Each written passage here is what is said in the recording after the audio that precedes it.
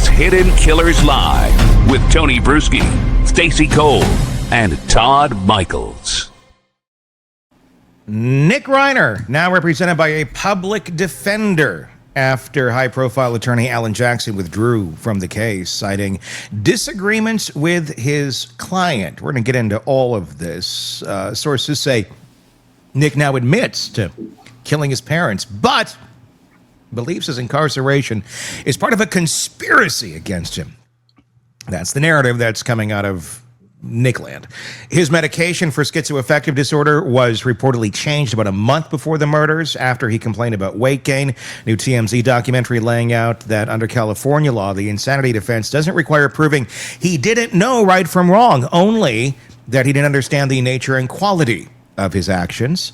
We're going to dive into all of this right now, specifically that angle, the angle of the defense of Nick Reiner, where it goes from here. Bob Motta, defense attorney, is with us, host of the podcast Defense Diaries. Let's start with your reaction to Alan Jackson walking away from this case after just a few weeks, citing disagreements or citing issues with his client beyond his control, beyond the control of Nick Reiner. 10 outstanding subpoenas when he left. From a defense perspective, what does this withdrawal tell you about what's happening behind the scenes in the defense of Nick Reiner? This cash, lack thereof. Yeah. You know, that's the one thing that Nick could not control. Because obviously they have the Slayer statute out there, but we know that Nick was living in his dad's pool house or whatever the fuck, coach out. Like Nick was not making any money, unlike the other Reiner children, who I think were self-sufficient. That, you know, aside from their family's wealth, I think that they did their own shit, made their own money. Nick wasn't that guy for various reasons. So, you know, without getting into the concept, would Nick have been able to dip into, you know, his father's wealth and the family wealth? No, he wouldn't have been able to. That would have had to go through probate. The other part of it is that Nick didn't have any money. We know that he's indigent because he was appointed a public defender. Yeah, you only get appointed a public defender if you're found indigent by the court. So we know that exists in the world because he was found indigent and he was appointed the public defender. So yeah, what is the standard for that, Bob? For each state, it's a little bit different. But typically it's going to revolve around the judge asking some, like I would call them baseline financial questions. You know, are you employed? You know, do you own property? Do you own a vehicle? Do you have anything that you could sell in order to raise funds? You know, like what do you have in the bank? So they'll do like a baseline of what your finances look like. Is it an audit? No.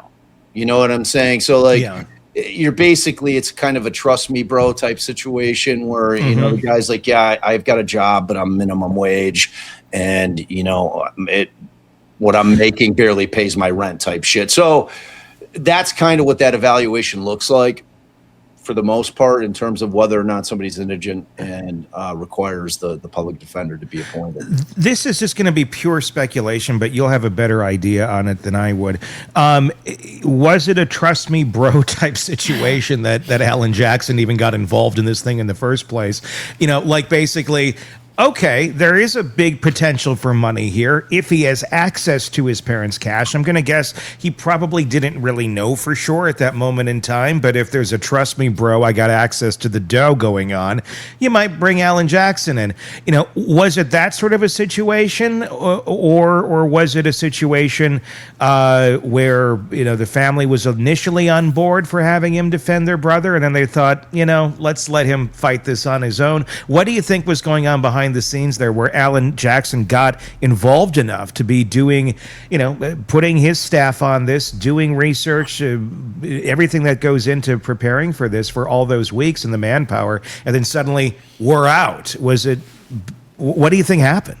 So I'm going to echo your sentiment that this is complete speculation, obviously, but the way things typically go down in kind of a rush job situation when you have a family member that's getting arrested is Nick may have gotten a call in terms of being able to call somebody, and I'm sure he called somebody in his family. I don't think Nick is the one on the phone saying, okay, what's, I'm going to call Workman Jackson, whatever, and get Alan Jackson on the phone. I think he probably called one of his siblings and is like, oh, they just arrested me on dad's murder. Can you help and get me a lawyer? And then the family, this is, again, speculation. Yeah. Family is the one that makes the calls, because that's typically how it works. In our experience, Allison and I, when we're engaged, it's typically somebody who's in custody and somebody's out on the outside making the calls to various attorneys. They're shopping for lawyers, and typically, that money conversation takes place early on. Like, we'll give them an idea. They'll say, okay, well, what does it sound like they're being arrested for? And they're saying, okay, it's a high felony of some kind. And we'll say, okay, well, the way that we do it, we charge X up front for a pretrial retainer, and then if it goes to trial, we're coming back and we're going to ask for more money. We choose to split it up as opposed to getting a lump sum all on the front end, which we think is more fair to the client. So I'm guessing, and love him or hate him, I know you're no Alan Jackson fan, but the fact he's a great attorney, but yeah, great lawyer. The guy does the job, period. Yeah, without a doubt. And in terms of being in LA, and if you're arrested in a high profile case in LA, he is the guy you hire. And with that comes a fucking massive retainer fee. Yeah. So I think ultimately, I think initially that the family's like, all right. And Jackson probably said, with thinking exactly what you said, he's like, there's a deep pocket here. I'm not necessarily worried on the front end. It's the Reiner family that are fucking Hollywood royalty. I'm going to get paid on this thing somehow. And so he jumps right in. Like, he bites on it immediately when he gets the call from one of the sibs. And he's like, all right, we're all in. And the conversation probably takes place on the front end with the sibs. And then as he starts interacting with Nick, it probably changes. Because remember, even if the family is who puts up the money, it's ultimately the client, the defendant, is the one that signs the agreement. The defendant is the one that has retained the attorney, not the family. They're just providing the money. It's an important distinction to understand. So ultimately, Nick has to be in agreement. If they called and said, all right, Alan, we're going to send you into court. He's going to be in court tomorrow, so we need somebody. Because you have to know that turnaround. Remember, even though Nick was in no condition to bring into court and they ended up kicking that first date, the next date was the next day. Like, right after the arrest, they were getting him in there. So I think ultimately what happened is that, like you said, I think the family thought better of it. Yeah, I think they were like, you know what? Like, we've had 2 weeks, 3 weeks to think about this, and fuck that guy. Like that. That's like, I'm not like I'm sure they debated it. I'm sure they argued behind the scenes. They're all just destroyed emotionally. They're going through everything right now. And the last thing that you're going to want to be dealing with when you're trying to deal with this kind of loss, this incredible, just out of the blue, nightmarish type of loss is do we want to fucking put up the money to defend our brother who did something in our estimation is indefensible? I sleep at night with that. And do you think that this decision changed? I mean, again, all pure speculation here. If we're assuming that early on the family said, "Yeah, we want to get the best," it's almost muscle memory, because this is how life works when you're the Reiners. Yes. You're going to get the best of things because you can afford the best of things. Yeah. And when it comes to criminal defense, your first thought in this moment, before you have a chance to really kind of parse it out and go, "Oh, this Nick has a pattern of destroying our lives. Maybe we should stop funding it." Your initial reaction is going to be, let's get the best attorney. I'm wondering if there was a moment in there where, with the direction of where they wanted to go, and we all know the direction of where this was going to go, because Alan Jackson made the statement out on the steps that under California law, Nick Reiner is not guilty of the murder of his parents. Print that. That whole spiel. I'm wondering if the family, they got wind of that. They had the conversation with the attorney too, and they're like, okay, we're going to go in this direction. They're like, no, fuck that. like, it may be true, and there may be elements to where he may have been, psychotic at that moment in time. Yeah. But they know the back history. They know the front load of this, the first 17 years of utter hell and poor decision making on the part of Nick that led to this. Yeah. And then they said, yeah, we don't like this direction you're going to take it. It's really the only direction Alan Jackson could competently take it as an attorney. And I wonder if they just said, yeah, no thanks. You're right, but no. Yeah, no, I think that's highly likely. I think that is a very likely scenario as to exactly what happened. And again, the reason that I brought up the point that where the siblings may have been the money people, the fact of the matter is that does not allow them to become privy to the conversations that take place between Jackson and Nick, if he's even able to have conversations with Nick, which is something I know we're going to get into in terms of the competency issue that seems to have arisen. But ultimately at the end of the day, like that attorney-client privilege thing is a real thing. Yeah. And so I don't know that Jackson would have been sharing potential legal theories and defenses with the family, but I also think that they're smart enough to figure it out on their own, that by reading through the tea leaves of the shit that Jackson was saying publicly, where the Reiner kids are like, all right, well, it's fucking clear this dude's going with an insanity defense. Yeah. I don't need to hear it from him. We heard it with our own ears because he decided to go out and make public statements and blast it out to the world, which Jackson is prone to do. That's what he does in his cases. So ultimately, I think that the family probably is doing, and again, we're speculating. We don't know anything. We don't have to, but there was that conversation like, fuck that. Yeah. Like we get it. Like maybe Nick was fucking completely psychotic. However, all this shit that proceeded for 17 years, we're not willing to forgive it because Nick done something about it, and Nick decided to keep using and whatever that conversation is privately, and that's a huge topic that we talk about, Tony, all the time in terms of the addiction and the mental illness side of it. And but like at the end of the day, when you're sitting there as again the surviving victims of this horrific fucking thing that happened, you're going through all of it and you're trying to figure out what is the right thing to do here, what's not. Are we willing to do this? And what would Dad want us to do? And the ironic thing is that Dad probably would have wanted them to fucking pay the fucking, because that's who Bob Reiner was.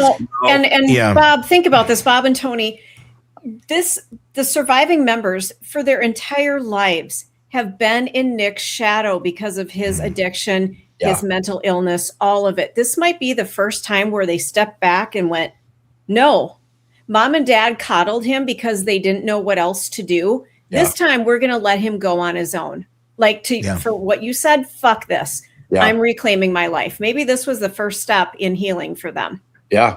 I mean, it's a long time coming. Yeah. Where it's like, finally, we're going to get our say. Yep. Like I can imagine, again, pure speculation, but I can imagine those conversations between the other siblings and Mom and Dad. And I'm guessing there was a lot of, guys, this tough, this easy coddling, love thing is not working. Like tough love is not necessarily the best option either. We don't want them to go die on the streets, but you're killing yourselves by allowing this to go the way it goes. Originally, probably a metaphorically way that it was being said, and now obviously it turned into literal.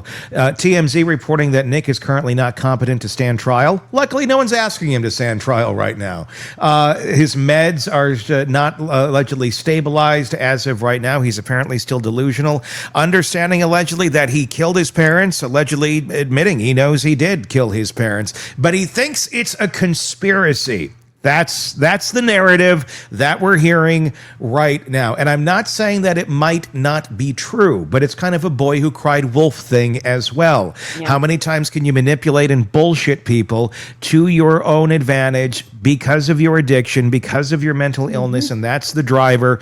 And now maybe you really are that far gone. Maybe your brain is so fried that everything is firing and telling you this is a conspiracy. But at the end of the day, we obviously know it's not.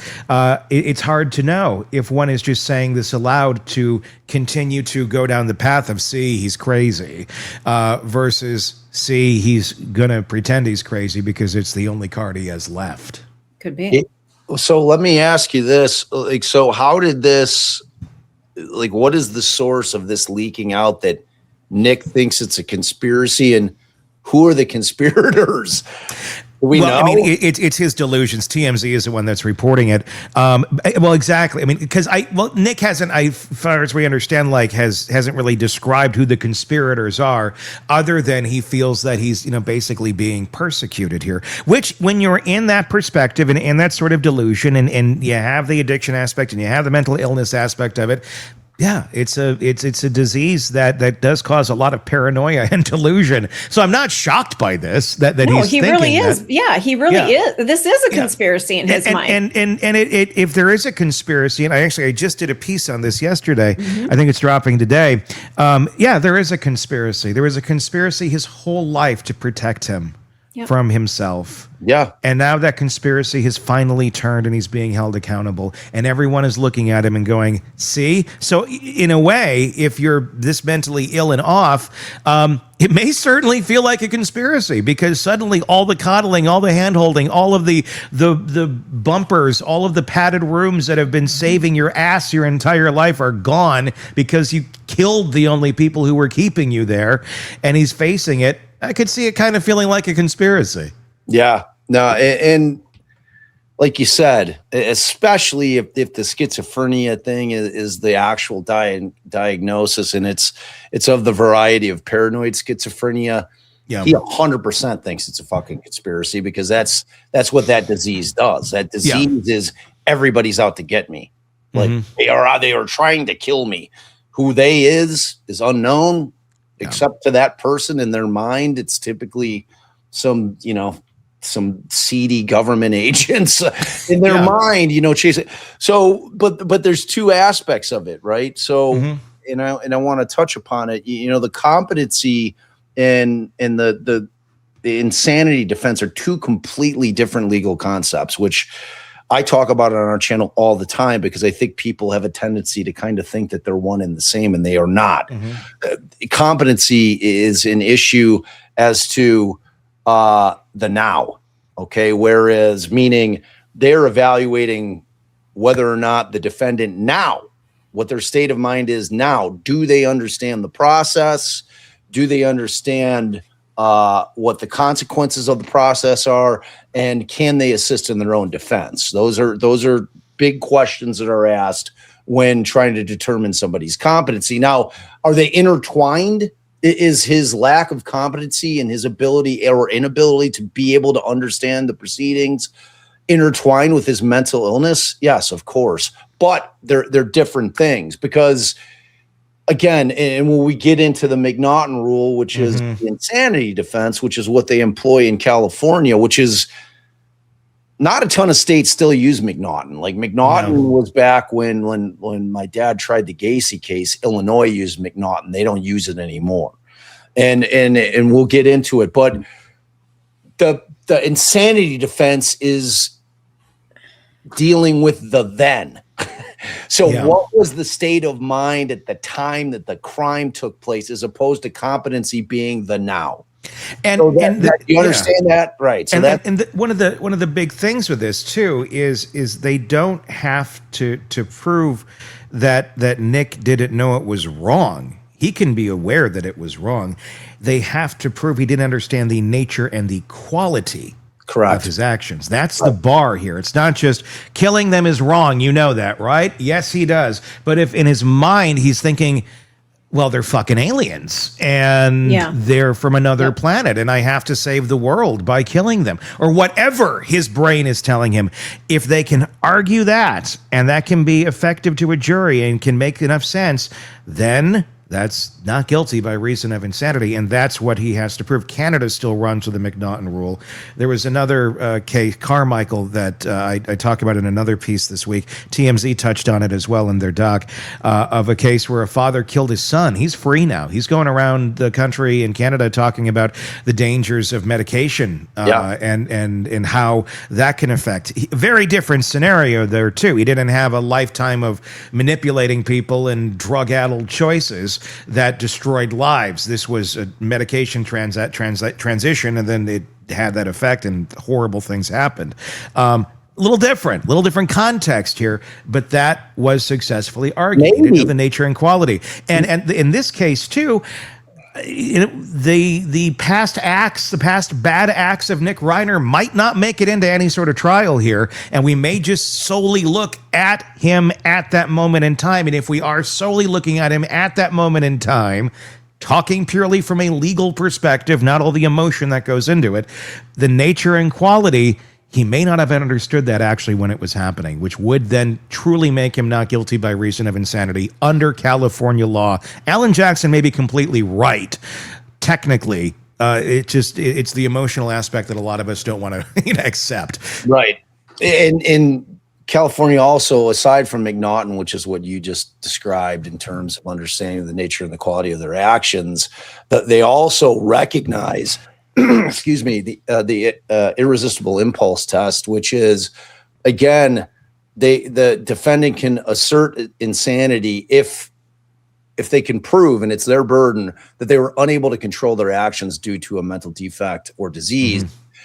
Illinois kind of employed that, and that was when my father was defending Gacy under the insanity defense. That was the one that they tried to hang their hat on. And you do that through psychologists and psychiatrists who come in and do their work and, are ultimately going to be the ones trying to sell it to a jury. So, that 404B stuff, that prior bad acts that you speak of, is going to be a really interesting part of this case because it is a burden shift. Where typically when you're looking at most criminal cases, it's the prosecution is the one that has the entire burden. The defense doesn't have to put shit on. If you're coming forward with an insanity defense, that becomes a burden shifter, and you as the defense have to initially show that there is insanity here, and then the state has to show beyond a reasonable doubt that that's bullshit. So, so there's an initial burden, and then it shifts back to the state, to where the state's then burden becomes everything that guy just said is bullshit. So that type of thing, you know what I'm saying? So, and you and I, we have a little bit of a separation on Nick Reiner. I know what you're feeling on him. I know that you think that this was a fucking manipulative little shitbag who was spoiled and fucking entitled and was a little fucking addict running around. I don't know enough about that guy to know if the mental illness preceded the addiction or vice versa. I think both can coexist. They do. They do. Yeah. They both coexist. Yeah. But what matters to me is what was first. It's a chicken or the egg type thing, because if he had mental illness prior to him starting to use, it changes the scenario for me, because then that becomes a situation wherein he's trying to self-medicate. Right. But here's the thing. A lot of people don't know that they are mentally ill because they're hearing these voices, and then they go use drugs to quiet the voices. So how do we know that's chicken what or the egg? Exactly. Well, I mean, if you can ever have that real conversation with them. Right. You know what I'm saying? It's like that. That's the $1 million question. Is he going to be cognizant or truthful enough to give the real background on it, on when this shit, because we don't look at this point, none of us know what his medical history is. I mean, HIPAA exists for a reason. That presumably will come out at trial. There are going to be HIPAA releases that are signed, because his medical history is going to have to be made a part of this case in order to prevail on this insanity defense. We're going to find out. We'll know. We'll know if Tony's right. if Tony's right, if he was just an entitled little fuckbag who started just shooting up heroin when he was 15 and just fucked off, and then, forever was manipulating everybody around him. I'm the little addict, and they're bringing him in and they're fucking putting him in, $100,000 a day fucking, rehab facilities. And he just kept fucking off. Or was he riddled with mental? Because if he's riddled with mental illness for whatever reason, I'm going to give him a hell of a lot more grace than I am if it was the addiction and then it was later onset of mental illness, because the addiction, yes, once you become addicted, it does become the battle, but you still, when you have those types of resources wherein your parents can give you the best of the best in terms of help, and you're still electing, and you've gone through it, and that it's going to be a lifelong battle, that once you're on it, it's a forever fight. And if you elect to keep allowing yourself to use and with because that's the crux of it right there. Resources, man. Yeah. I mean, and that's the crux of it. I believe all of that's true. And at the end of the day, not guilty by reason of insanity may be correct. And that at the end of the day, should he be in a prison? No, I honestly think probably not guilty by reason of insanity, but that doesn't mean you're walking free either. No, and people don't understand that. They think, oh, not guilty. No, it means you're going to a mental institution probably for the rest of your life. Correct. Which is probably where he belongs, because he has demonstrated through his track record of behavior that every kind of inpatient, outpatient, private facility that he's gone in and out of his entire life hasn't worked. So yeah, it's time to lock you up and keep you away from everybody else. Death penalty, I don't agree. I don't think that is appropriate in this case. I don't even I do think that there's probably a mix of everything in that realm. But I do think there was enough open windows in his mind over the last 32 years of his life of being sober. And yes, mental illness was certainly there, but there was enough where he had the autonomy and the ability to say, if I keep using, this really fucks with me, and I have these other issues going on, I need to stop. I need to really work at doing this. Every opportunity that he had publicly that he talked about, it was never that sort of an attitude. It was like, yeah, did this, did that. He was high in half of the interviews he later admitted to. So this is someone who was not actively participating in his recovery by choice. Now, did his choices, at the end of the day, was it ever running through his mind that at some point he's going to get so fucked up in his mind, he's going to go murder his parents? No, probably never crossed his mind. But then he got to that state with everything that was going on, that's where it ended up. So I agree, at the end of the day, probably not guilty by reason of insanity, but he needs to be locked away forever. And he will be. And he will be. I mean, ultimately, look, they're going to look at it, but I do want people to understand that with the not guilty by reason of insanity, he will be housed in a mental health facility wherein, he will receive treatment. And there does exist the possibility that if he is found to have been cured, see, but the problem for Nick is always going to be that he's gonna have to stay on the meds, and they're never gonna trust him again. Yeah. That he just won't do what people with mental illness do, which is when their meds are working, either by way of the fact that they don't like the way that that makes them feel, or a combination of that and them thinking they are now healed. Like, I'm all better. I don't feel that way anymore. Well, yeah, it's the meds. But in their mind, they're thinking, I'm better. I don't need these. Which is why they can't be the ones monitoring this and admitting it. But we give them that autonomy. That's how our system is broken, because we go to them and say, oh, well, you go ahead and you make your own calls.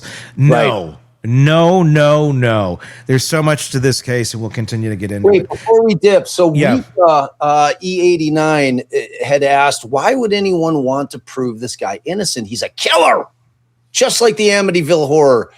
That is not quite.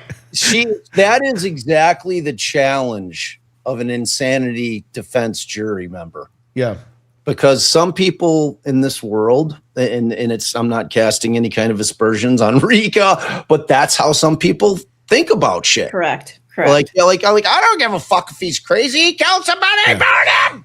Unfortunately, the world isn't as black and white as we'd like it to be. Everything is in the gray area somewhere, and this is certainly in the middle of that gray area. And to do it justice, to think about it from a mature adult standpoint, you got to identify that, and it is in the gray, and it is where it is. And every case is different. You can't just throw a blanket over it and say, well, they killed somebody, they need to go away. Amityville would be an interesting way to look at it psychologically today, very differently than they did in the 1970s when that happened. Yes. I think you'd have a very, very different case today than you did back then.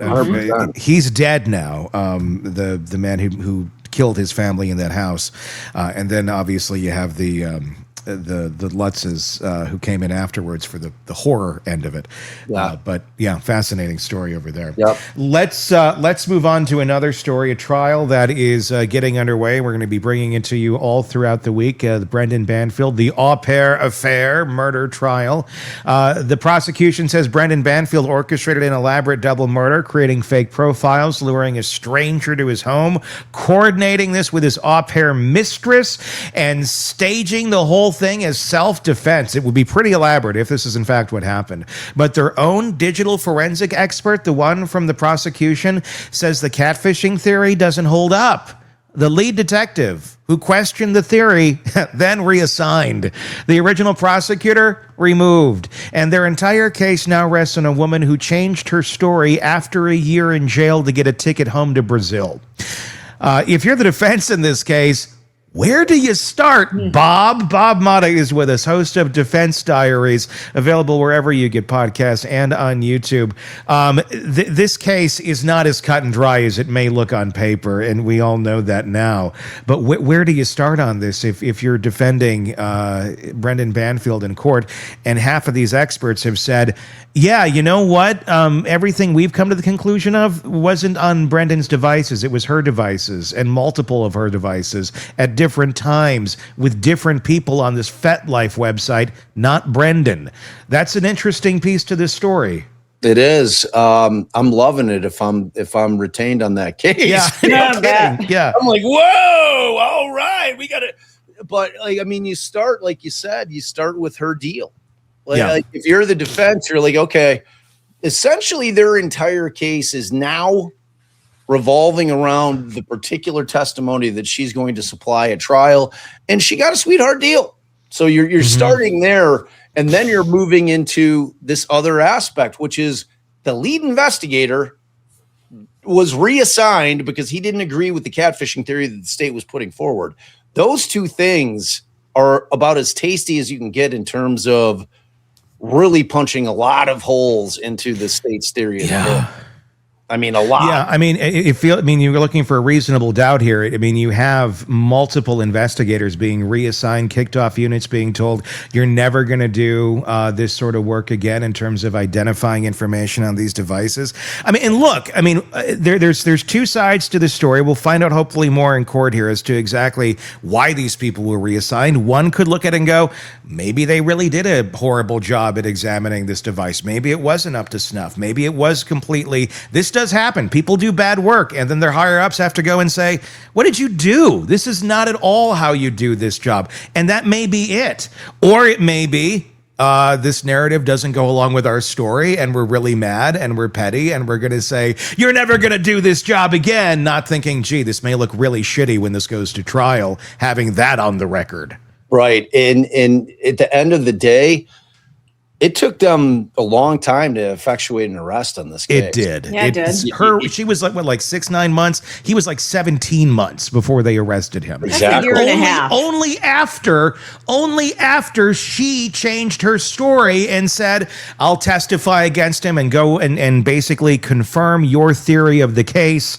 It's not at all what I said happened, but I'm going to go and say this. And I guess I only get my return ticket home after the trial. And I go along and say exactly what you're telling me to say. Something doesn't smell right. Right. It's got that issue with the smell test. And look, there exist cases in the world. Look at the Adelsons. Yeah. You know, they were very deliberate in terms of going after the Adelsons themselves. They had to build the case. They knocked down the dominoes.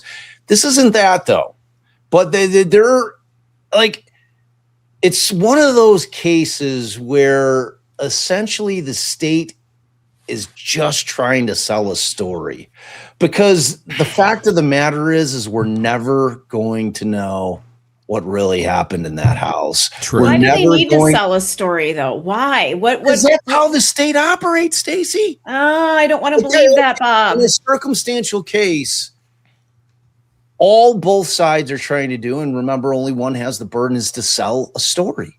Mm-hmm. They weren't there. They don't know.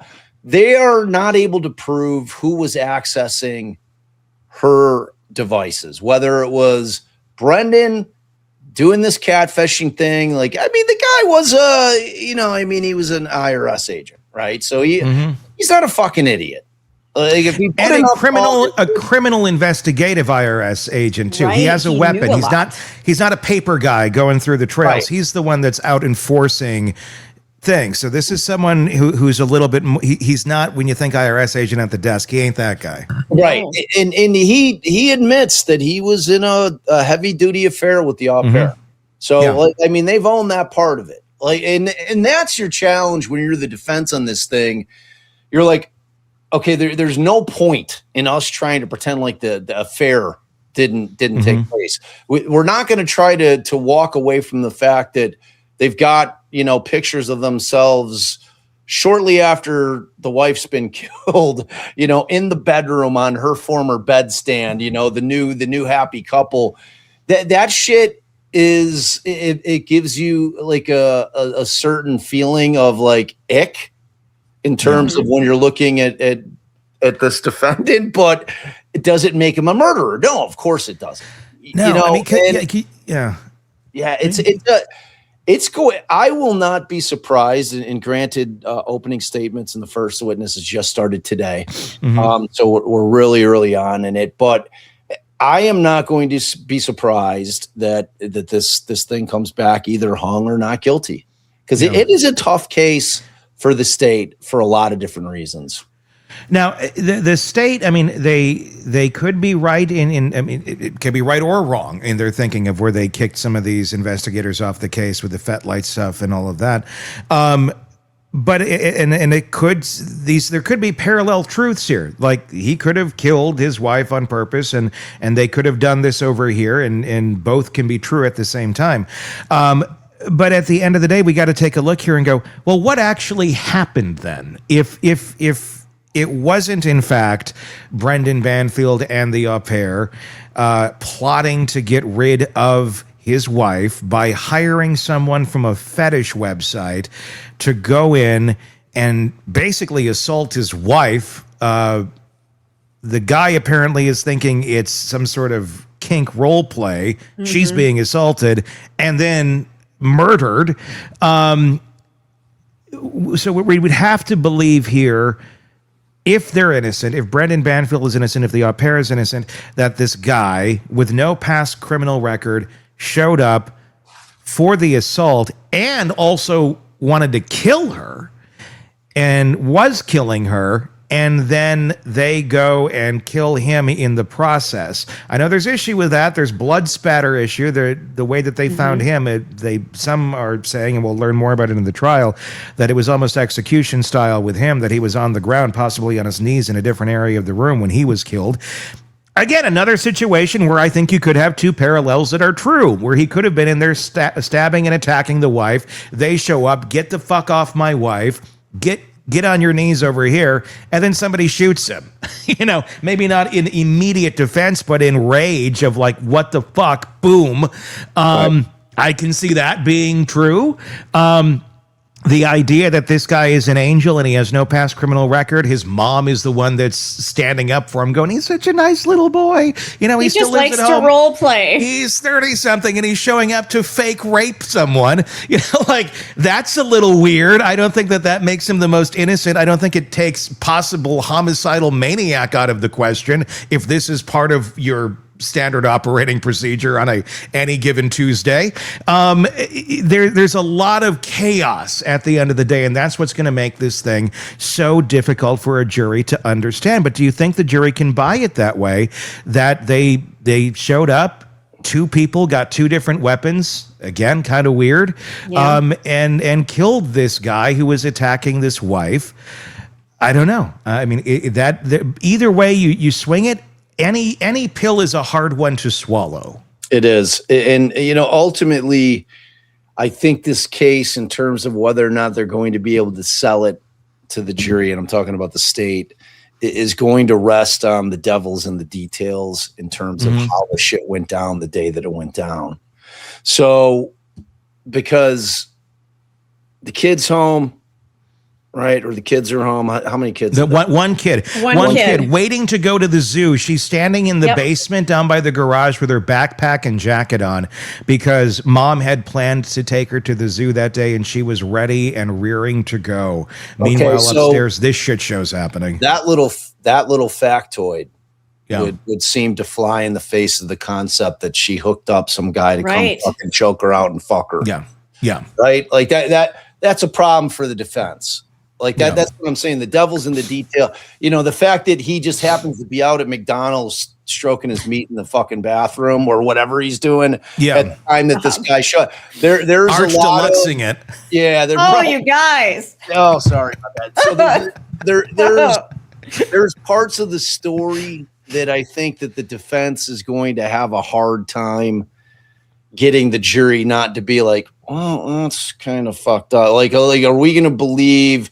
Because they're going to have to sully the victim. They're going to have to make her into shit mom, right? Yeah. And that kind of victim blaming rubs a lot of people the wrong way. Oh, she was a terrible mother. That's why she was trying to get a quick fuck in, a little BDSM before she's going to the zoo with her kid.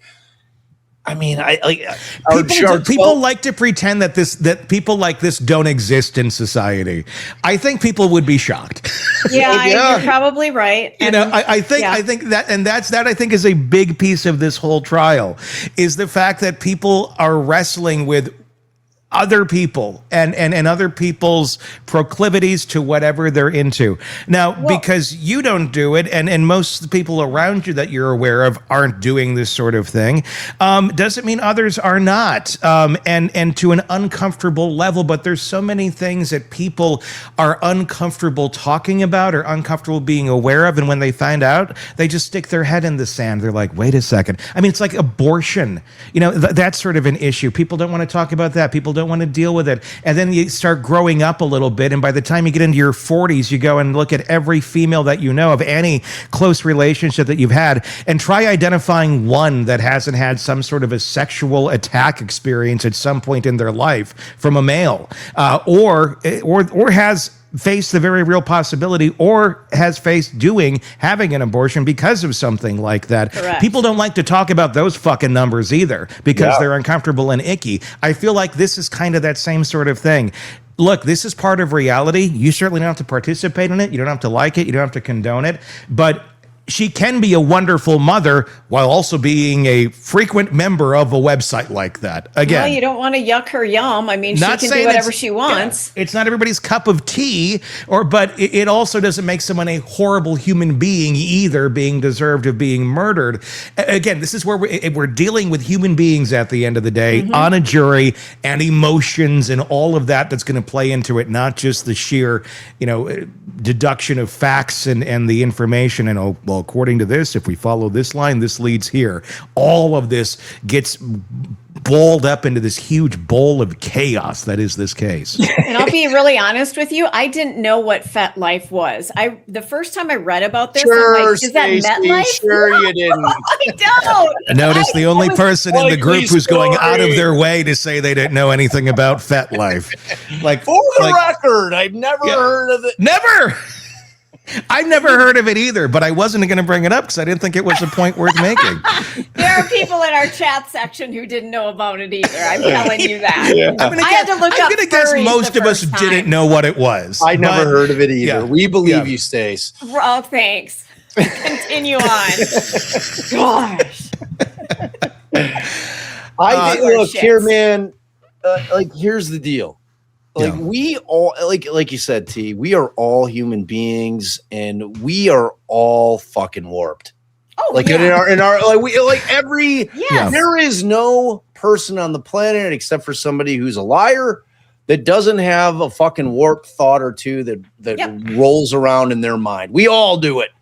We all do it. Mm-hmm. Some people are sex addicts. Some people just cannot stop thinking about sex and fucking, and that's the only. It's an obsessive thing. I have no idea what the victim in this case got into on a day, and no one else does either, including her fucking husband, because that's the part of that is a part of life wherein do we ever share all of ourselves with and even our closest person in our life, we still always hold a little something back because to be able to feel that kind of comfort with someone where you could go to your deepest, darkest fucking places just really doesn't exist that frequently in the world. So the point being that do you really ever know somebody, and it's like, you know who knows us better than anybody?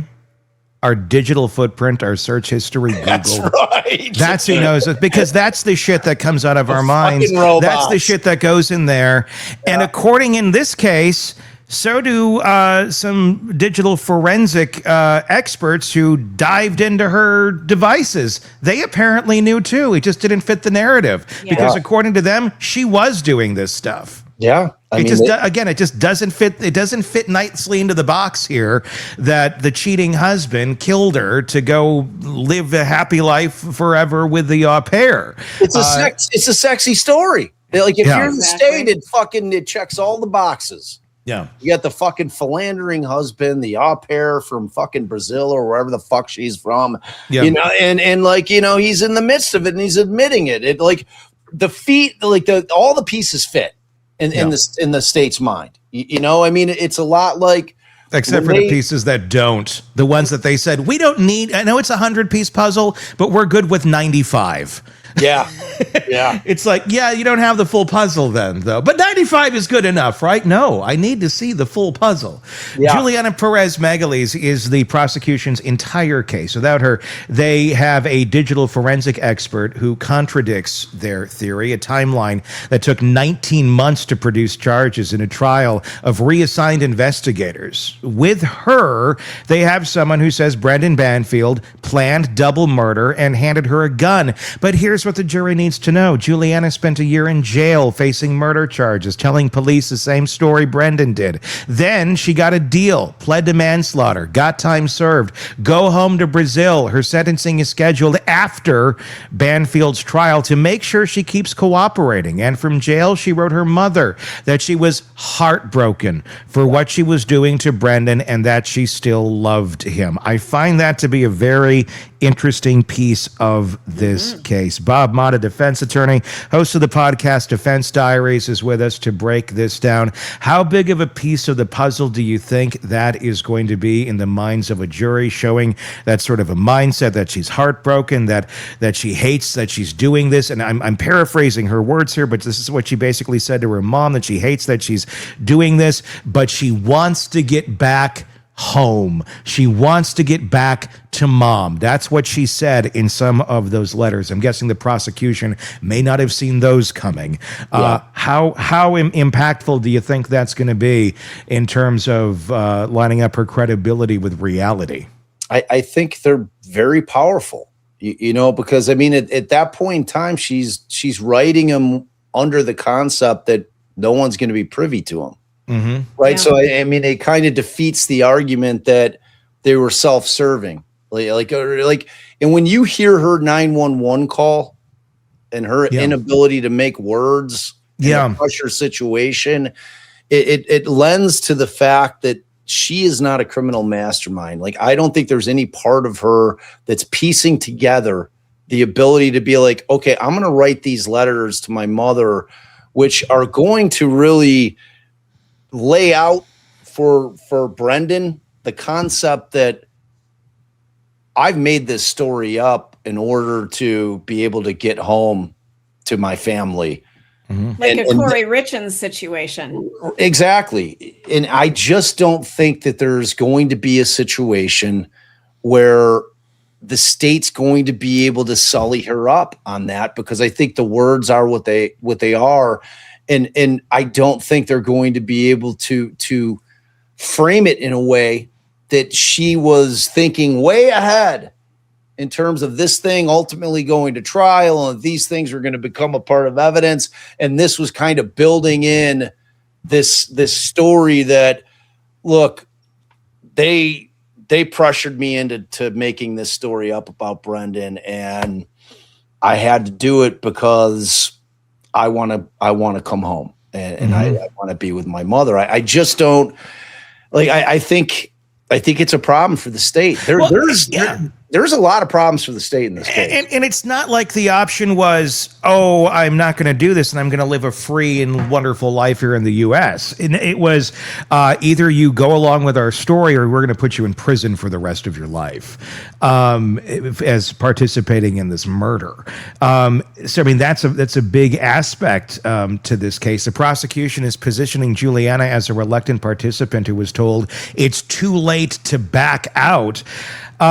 At the end of the day, the jury is going to be looking for abnormality here. And the way that she delivers on the stand is going to be key. They're going to look for anything that looks off or odd.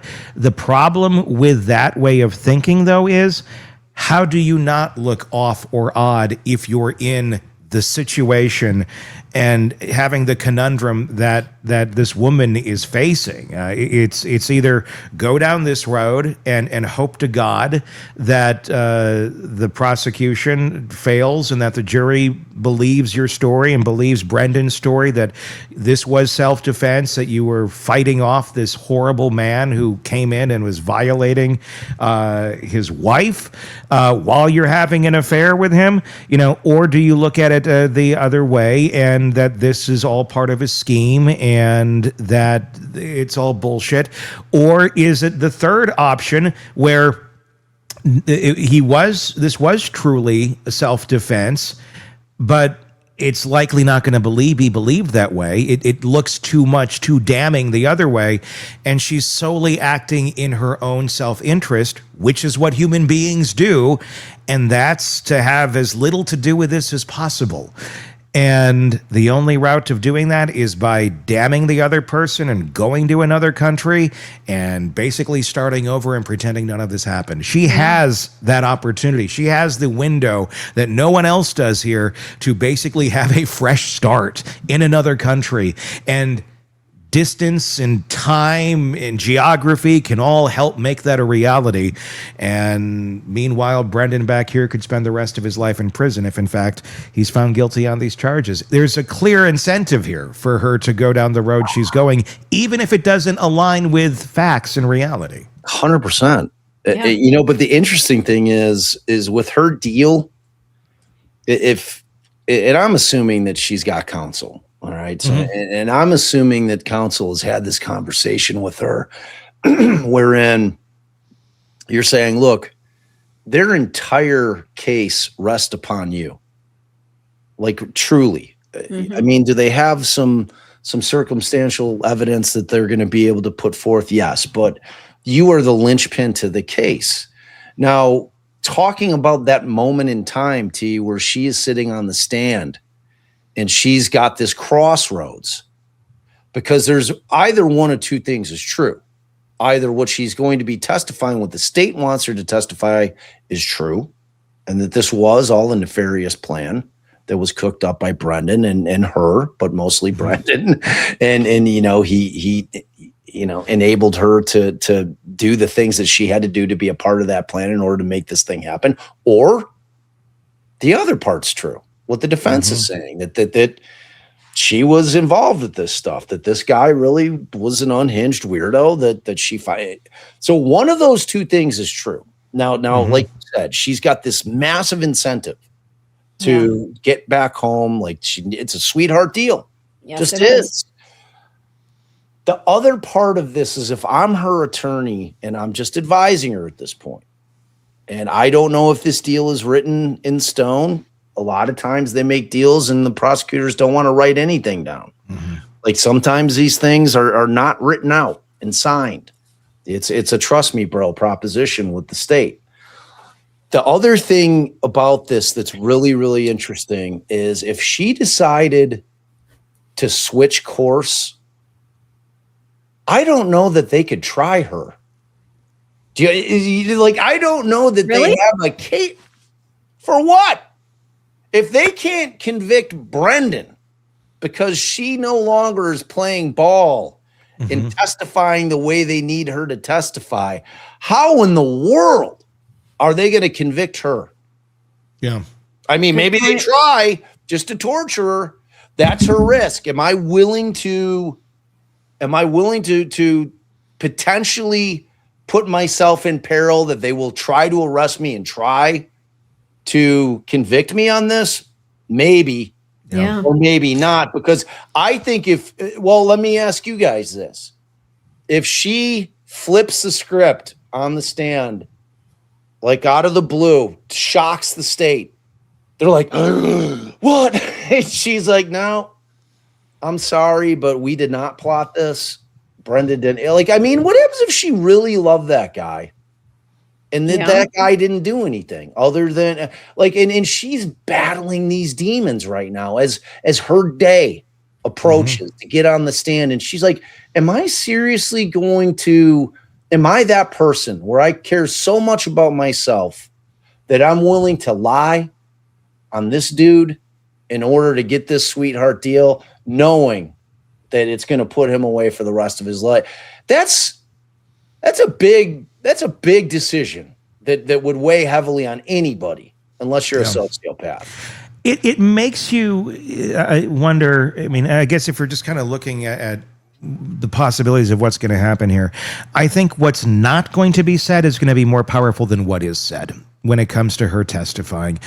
Meaning we're going to end up, we'll see the transcript, we'll watch it, and if you're just reading the words, she may testify for the state very well. She may say everything they want her to say, but it's how she says it that's going to matter. And it's how she says what she says on cross-examine that's going to matter. Not necessarily just the words. She may say, again, exactly what the DA wants and exactly what the prosecution wants. But if it's stated in a way that's not believable or comes across as fabricated or there's something else here or something she's not saying out loud, that is what is going to be key. And I think that the candor is what this whole case is going to be resting on for the prosecution, is her candor on the stand. Not even just her words, but how she delivers. She is going to be a terrible witness. I can already feel it. She is not going to be Katie Magbanowa. Yeah. Like Katie Magbanowa gave business, and she ain't that. No. She is going to be, again, I am going to restate this. There exists a possibility where she just flips on the state on the stand. It exists in this world. Or like you said, accidentally.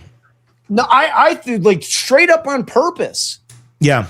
Like I could see that. I could see both. I could see her also just slipping a little bit too in an answer, and they're like, and somebody just honing in and like, what? What did you just say? She just thinks better of it, T. What happens if, like I said, maybe. What happens if, because look, is the hours count down to when you're getting on the stand and you're just sitting here. You have to think about if you're in that position, and let's pretend for a moment that the story that Brendan is putting forth is true. Okay. And they have pigeonholed her and bullied her into a deal in order to save her own skin. And they've got her to turn state's evidence, and it's on a lie. Like, let's pretend that exists in the world. If you're her, that's why I'm saying if she's got a lawyer and I'm going to her and I'm saying, look, like you can tell me what's up or what's not, but I'm just going to tell you if this thing really went down the way that Brendan said she did, and this just so happened to be that she had hooked up with a guy who was trying to kill her, and Brendan happened in and he shot and killed her and saved her life, or tried to save her life, and it was too late. And you're sitting here and you're going to sell him down the river. I'm just telling you, if you don't testify that way, there exists a possibility that they might arrest you and try to convict you, but they won't get it, because if they can't get him, they can't get her. It couldn't be on a perjury, because she's going in there and telling her truth. That's not perjury. It could only be for the homicide or conspiracy to commit murder. And if they can't convict him, how are they convicting her? I agree, but she's still rolling the dice. She's still rolling the dice on, they can't convict me, can they? Well, let's find out. It's definitely a dice roll. But do you want to find out? If you're an au pair, you're a 22-year-old woman, you've lived your whole life in Brazil, you came over for this, you already got a life going on, you're going to do this for a little bit of time, and then, continue on into you're at the very beginning stages of your adult life. But she's also having an affair with a married man. Yeah, well, yes, and then a lot of people begin their adult life. A lot of people begin their adult life doing stupid shit like that. But the thing is, this is the life that you're beginning to get into, and then this level of chaos starts surrounding you. It turns out the home you get into, you're dealt this bunch of shit that you didn't ever ask for. I mean, as you're having an affair, you didn't ask for this shit. Most people have affairs and you never go to this level of insanity. But what happens if it's true? Exactly. What if it's true, but that he didn't do it? That this is the story, that she's being railroaded into testifying against him. She's 20-something. She has all of her life ahead of her. She's from a different country. You're 100%. Your 100% card of resetting your own life is simply going on the stand and agreeing with the state and then getting the fuck out of Dodge, and you are free then. Oh man! Or roll the dice, and I'm going to take the moral stand here, and maybe this will work out, and I'll be free, and he'll be free, and this will all be great. Or maybe we'll go to prison for the rest of our lives. You have the clear out. She's going to take the clear out. I feel. I don't know how effective she'll be on the stand at it, but I'm going to guess she's going to go with the clear out, considering her moral bankruptcy to begin with, of fucking the guy whose family you're taking care of, and the wife. I don't think moral certitude is super high on her level of importance in her life. So I think, or maybe she's just young.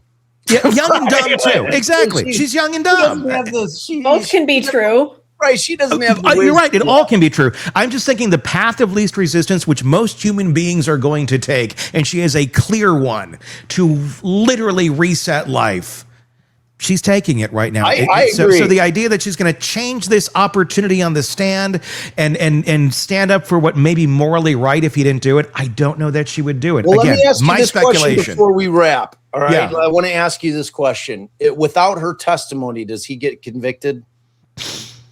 Without her testimony, no. If she flips the script, does she get? If she flips it, no. Because I think you have too many issues with the if the jury's paying attention with the investigators that got fired, and that those big pieces of evidence which the prosecution surely wanted to hang their hats on, all that's in question. So how much are you going to weigh that in this case and present that to a jury as being super solid when your own investigator said, yeah, we don't think he did that? Because I promise you, she has counsel, whether it was appointed or whether she hired somebody. And she's talking. She is asking questions of this lawyer. And she's saying, okay, like, I want to know, because we don't know her from a hole in the ground either. No. We know that she is young. We know that she's got a home back out of this country, and she's got family there. And it's easy to assume that everything that she was just, like, she's got zero moral compass. She's fucking this guy's, husband, that this married woman that she's au-pairing for with a kid. She's trying to insert herself and take the place of the wife. Like, ultimately, whether it's by hook or crook, like, maybe not with the understanding that they're going to kill the wife, but that, she is going to supplant that wife in terms of being this guy's lover and then future spouse. So if that was enough for her in order to kind of, if that's her motivation initially, and she talks to her lawyer and she's like, if I tell the truth Okay. If I don't say what the state wants me to say, and in your opinion, and the lawyer will say, well, I can't predict, but will it be a harder sell for the state to convict him if you change your story? Yes. And there is a likelihood that he could be acquitted. And she's like, all right, well, okay, so he's out. He's done. They can never charge him again.